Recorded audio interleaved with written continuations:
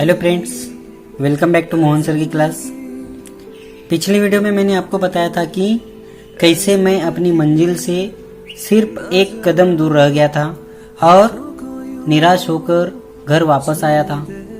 अब बढ़ते हैं आगे।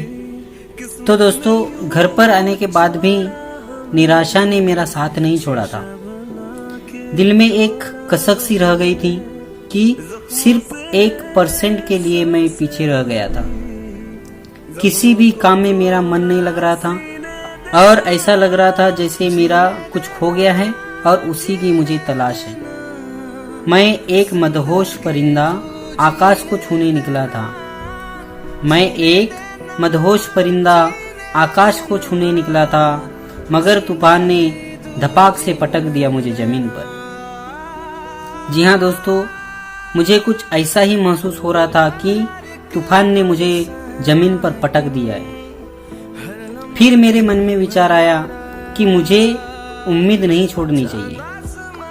कहते हैं कि गुच्छे की आखिरी चाबी भी ताला खोल सकती है। मैंने तो सिर्फ पहली चाबी आजमाई है, अभी भी मेरे पास दूसरी चाबी है।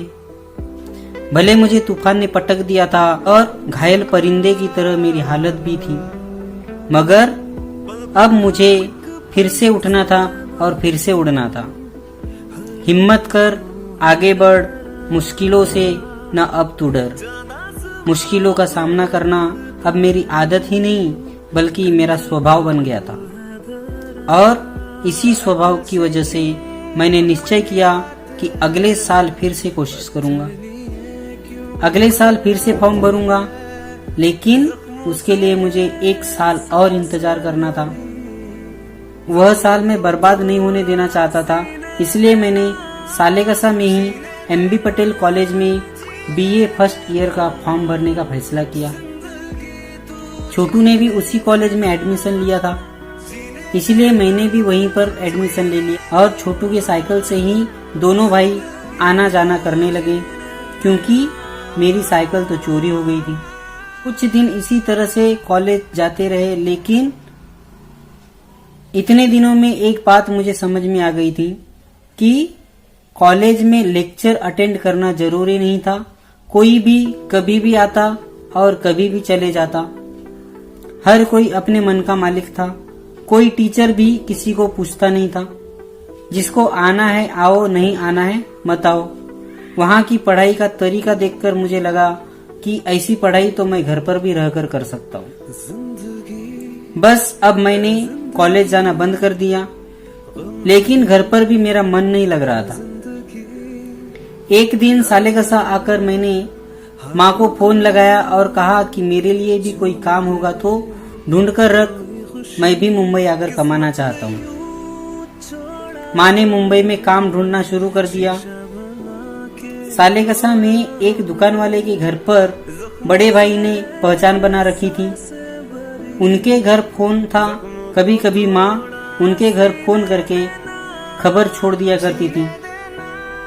2-4 दिन बाद माँ ने उन्हीं के घर फोन करके खबर छोड़ी थी कि एक काम मिला है रेलवे का, जिसमें रात के समय सारी लोकल गाड़ियां बंद होने के बाद खराब पटरियों को वेल्डिंग करके जोड़ा जाता है। खबर सुनते ही मैंने मुंबई जाने का फैसला किया। मैंने तुरंत वहीं से फोन करके माँ को बताया कि मैं 2-3 दिन बाद मुंबई आ रहा हूँ। 2 दिन बाद मैंने तैयारी की और निकल पड़ा उस माया नगरी की ओर जाने के लिए, जहाँ आकर कई लोगों के सपने पूरे होते और कई लोगों के सपने बर्बाद हो जाते। लेकिन मैं तो वहाँ पर सिर्फ काम करने जा रहा था। तब मैंने यह नहीं सोचा था कि इसी माया नगरी में मेरी जिंदगी गुजरने वाली है। सुबह 9:30 बजे की ट्रेन पकड़कर मैं मुंबई के लिए रवाना तो हुआ, मगर भीड़ की वजह से हक्का बक्का रह गया। अंदर जाने के लिए जगह ही नहीं मिली, इसीलिए नागपुर तक तो दरवाजे के पास ही रह गया। उसके बाद अंदर जाने मिला। ऊपर से चक्कर और उल्टी का टेंशन था।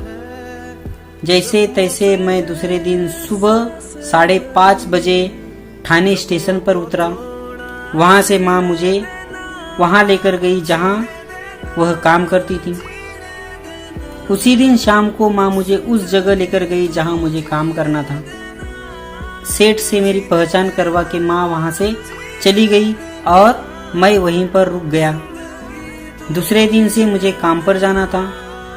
हालांकि माँ वहाँ से पास ही रहती थी, इसलिए जब भी मार्केट जाती तब मुलाकात के लिए आ जाती थी। तो दोस्तों, इसके आगे मैंने किस तरह से काम किया, यह कहानी बताने के लिए मैं फिर से मिलूंगा मेरी अगली वीडियो में। तब तक के लिए मुझे आज्ञा दीजिए। धन्यवाद। जिंदगी गम दे, जिंदगी ना जला, हाथों को यूं छूने दे। कोई खुशी किस्मत ने यूं छोड़ा हमें, शीशा बना के तोड़ा हमें। जख्मों से है सांसें भरी, जख्मों को तोड़